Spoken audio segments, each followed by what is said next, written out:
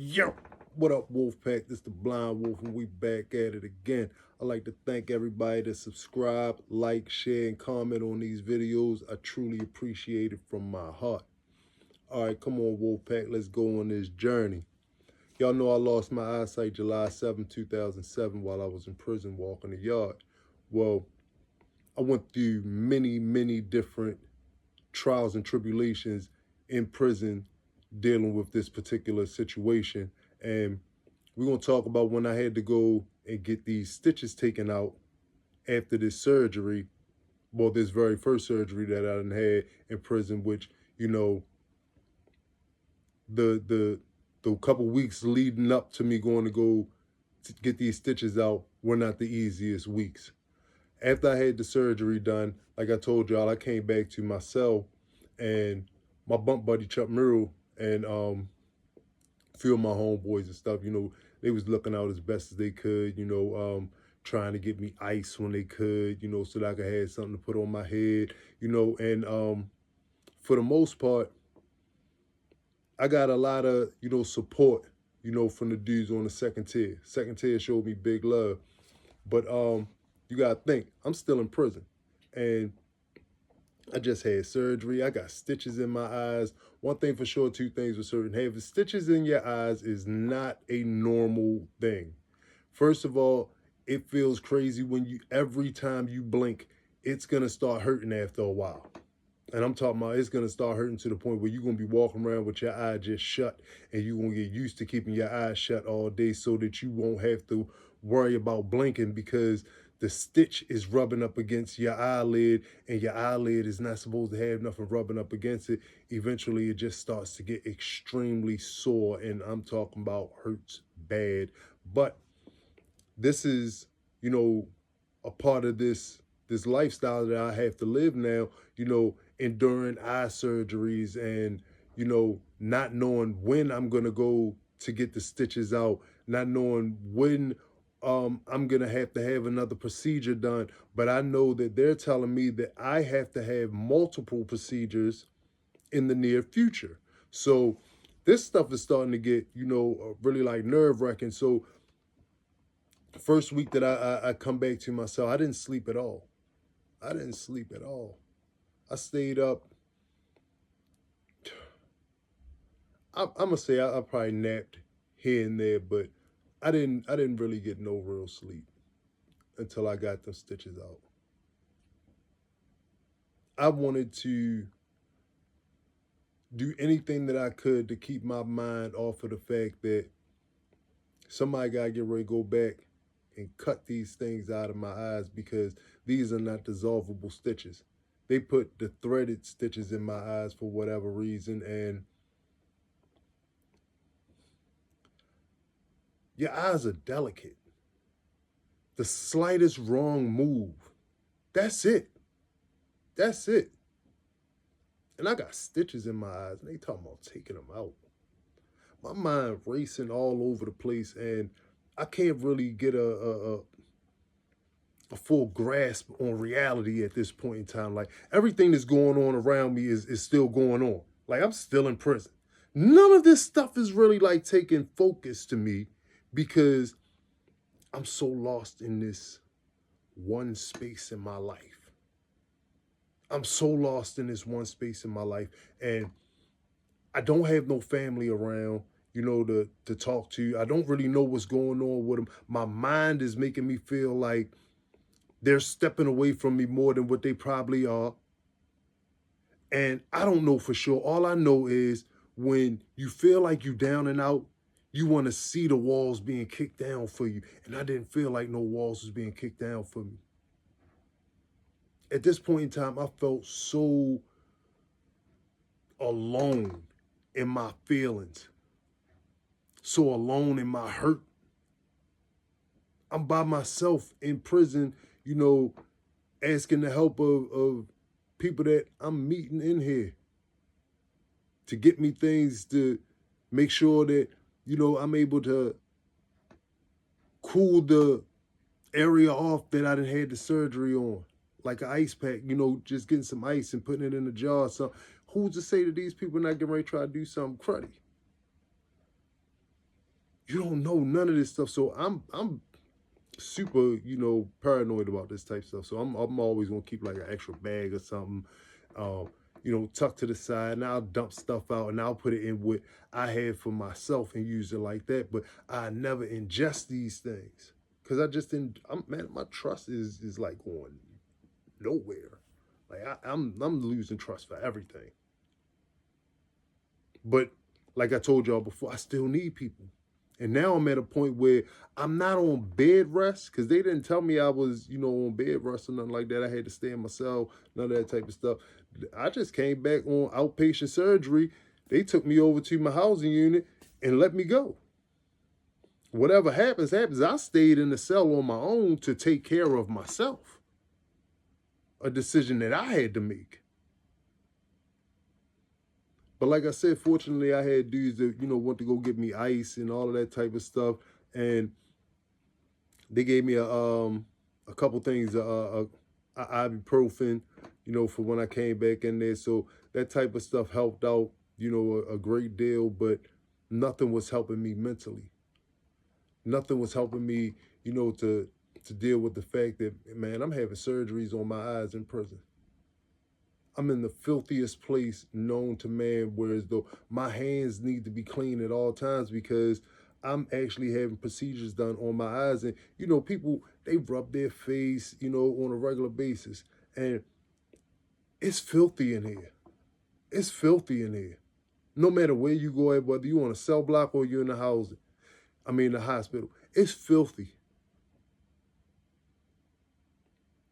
And I got to go back to this hospital to go get this surgery done. Well, to go get these stitches taken out. And I don't know when. And I'm praying that I don't get no type of infection. I'm praying that I don't get no type of infection. And fortunately, I did. I stayed in my cell. I had a lot of water. I had a lot of hot water. And that's one thing I'm kind of glad about at that time. We wasn't having no water problems because I was able to keep my hands really clean, and particular little rags and stuff that I was using, to, just dab around my face or whatever. I had that stuff really clean on a regular basis, and I made it through by the grace of Allah. And I finally get up to the day where the COs come to my cell and they like, all right, Johnson, pack it up. Got to transfer it to the hospital. So I'm leaving all my regular stuff in there. They just telling me to pack it on up, get myself together, go over here, get transferred, from penitentiary over to the hospital. But I get over there and it's like 3 o'clock in the morning. I got to sit in a bullpen from like 3 o'clock in the morning to, I want to say, close to 8 o'clock before they get ready to take me from the penitentiary. No, it was like 7 o'clock. Before they take me from the penitentiary a few blocks down the street to Wilmer Eye Institute. Got me up hours and hours early to sit in a filthy bullpen when I'm getting ready to have somebody come and work on my eyes. And, when you go into a bullpen, you're not able to, wash your face and all that type of stuff. And mind you, a bullpen is the filthiest place in the prison, in the jail.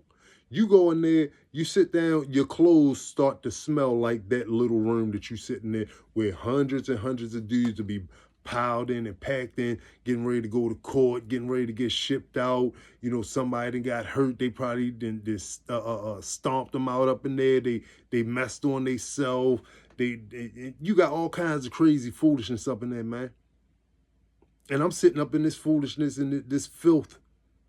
And I'm trying to find a spot where I can just, like, stay as clean as possible, not touch nothing.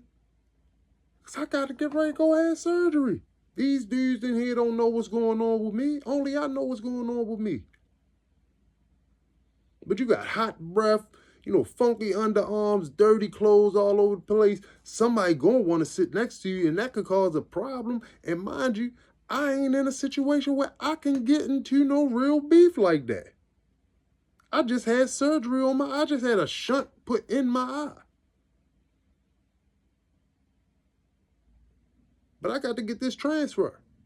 And I'm around all of this craziness. So I finally gets to the hospital. And then let me set the scene for you, because I want y'all to really, take a look at this through my eyes. I go in the hospital room. I'm shackled. I got a chain around my waist. I got the black box on. I got handcuffs. I'm locked to the black box like this. So I can't do nothing. I can't move my arms. I can't, scratch my back. I can't do none of that stuff if I need to. So they sit me in the chair. And mind you, the COs, the doctors talk to the COs. The doctors don't come and talk to me like, Mr. Johnson, this is what's going on with you, yada, yada, yada. I find all of that stuff out when they getting ready to actually do the stuff, but all of the paperwork and stuff is done by the COs. They come over and tell me, all right, we getting ready to take these stitches up out of your eyes. We're going to use these little scissors to snip some of the thread, and then we're going to pull the stitch out. Now, mind you, this is my eye. This is my eye. And I'm thinking to myself, like, man, this sounds so crazy, and I'm nervous. I'm super nervous. Because, like I said before, any wrong mistake, lights out. The light out, gone. And I'm trying to have these surgeries and stuff to save the eyesight that I do have. Because I did still have a little eyesight. It's just diminishing. So they cut the thread, and they get to pulling the thread out of my eye, and I can feel as it's moving. Each part of it, and it hurts, but let me retract a little bit. They put numbing eye drops in my eyes. They said that I wasn't gonna feel anything, but I definitely felt it. I definitely felt it. I don't know if I felt it like how I could have felt it, but I know I definitely felt it. I felt every part of that thing moving out of my eye, and when it got to the last part, it kind of like pulled a little bit, and then my eye retracted back into my head, and then it was out, and I was able to blink, but I could still feel like the bumps in my eyes from where the holes went through the different parts where the thread went in as a stitch into my eye. This was like driving me up a wall mentally, because once again, this your eye. This your eyes. There's nothing that I can do to comfort my eye. And at the same time, I got to deal with this stuff. I got to deal with this stuff because I need to be able to at least say that I tried. I took the chance to do what I needed to do to save my eyes. I didn't just sit back and just let them deteriorate and not go and get the surgery done. And I needed to do whatever I could do because I was in so much pain. And, when you got to make decisions and you in pain and you in distress situations, like, you may not be making the best decisions, but here's the kicker to me. I'm not making no decisions. At first, they didn't want me to go to the hospital when they first found out that I lost my eyesight. We got into a fight on the yard just so I can get to the hospital. Now that I'm known to have this problem, y'all gonna take control of every aspect of that too, but you didn't want to pay attention enough when I said that I needed the help. And now that I'm in need of this help, I'm getting the worst help ever. I'm getting the worst help ever. And I'm actually getting the cheaper treatment. That's why they put the threaded stitches in instead of the dissolvable ones. Because the Division of Corrections is going to pay for the cheapest treatment possible. And who cares if I go through some pain behind it? I talked to doctors years later and said that that's crazy that they put threaded stitches in your eyes when they could have put dissolvable stitches in your eyes and you wouldn't have went through that stuff. Because at this time, they were invented.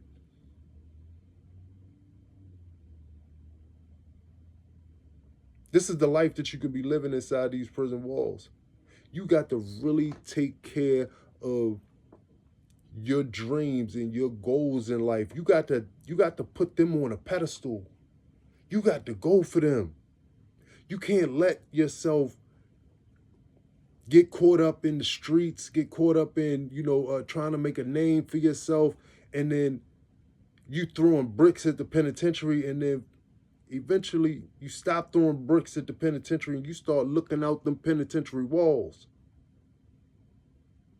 You don't want to be a part of this life, because ain't no telling what's going to happen to you in your life. You could be sitting in a hospital room with a CO and another CO with a hospital gown on over top of their uniform, making all the decisions for you in your life. You have no say on the treatment that you're going to be getting. You have no say on when you're going to get this treatment. The only thing that you can do is pray that you do get it, because they could lose you in the system like how they was doing me for months and months at a time, to the point where I'm here where I'm at now, where I have to get this type of surgery. Y'all really think about the beauty of freedom. When you free, you have choices that you can make. When you're a prisoner, you have no choices. Make the choice to make them 5 P's be a part of your life. Properly plan for your life. Proper planning prevents poor performance. When you properly plan for your life, you're not gonna be in a hospital bed with shackles, a chain around your waist, handcuffs, a black box. You can't move. You got COs making decisions for you. You got doctors not talking to you. And you still are the one that is receiving the treatment that somebody else is speaking up for. And you got to live with the results of it. Nobody else gonna live with the results of this but you. So when you're thinking about throwing bricks at them penitentiary walls, you throwing bricks at yourself. And them bricks could disable yourself. Proper planning prevents poor performance. Stay away from harming yourself, because when you send yourself to prison, because you make a choice to go out here and commit a crime. You make the choice to commit a crime. When you send yourself to prison, you're making a choice to say, all right, I don't mind what happened to me inside of these walls. And that is not a decision that is that you can possibly understand what the outcome could be, because the outcome could be anything. Somebody could do something to you. Something could happen to you hereditary in there that no one knew, that's unforeseen. And guess what? In either of the two situations, you're the only one that got to deal with that. Ain't nobody else concerned. That ain't nobody else concerned. And ain't no officer getting ready to make it their business to go fight and get jumping on those phones and making all of this paperwork up for you. They might call once for you. They might send a letter out for you. But ain't nobody getting ready to be making it no priority to put you first. You got to put you first. That's why them 5 P's need to be embedded in your brain. Proper planning prevents poor performance. Wolfpack gang, we out here. We not getting ready to stop this. We need to keep this message going on and on and on, because if we don't fight for our kids, nobody else gonna fight for them. And what happened to me in prison, losing my eyesight, having to go through these surgeries, having to have stitches taken out of my eyes, having to be transferred back and forth, that could be a part of your life too. Don't make that a part of your life. Holla at you, Wolfpack. Wolf.